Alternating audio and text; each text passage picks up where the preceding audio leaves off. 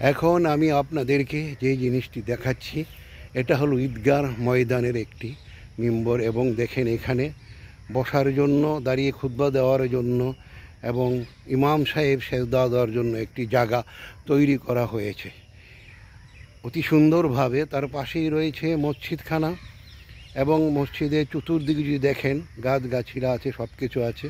মাঠটা অনেক বড়, মোটামুটি দেখার মতন।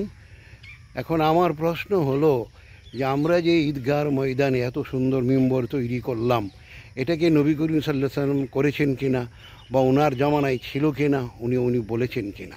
যদি না বলে থাকেন তাহলে ঈদগাহ ময়দানে যে আমরা যে কাজগুলি করলাম এটা কি হবে? এটা কি বেদাতের অন্তর্ভুক্ত নয়? আর যদি বেদাত হয়ে থাকে তাহলে কি আমাদের কোনো আবাদত কবুল হবে? মিম্বরের উপরে আবার লেখা আছে লা ইলাহা ইল্লাল্লাহু মুহাম্মাদুর রাসূলুল্লাহ। কাজেই আমাদের উচিত হবে নবী করিম সাল্লাল্লাহু আলাইহি ওয়াসাল্লাম যেই আবাদত যেভাবে করার জন্য বলেছেন ঠিক সেইভাবে যেন আমরা করি, তাহলে তো নবীজির কাছে এবং আল্লাহর কাছে সেটা গ্রহণযোগ্য হবে।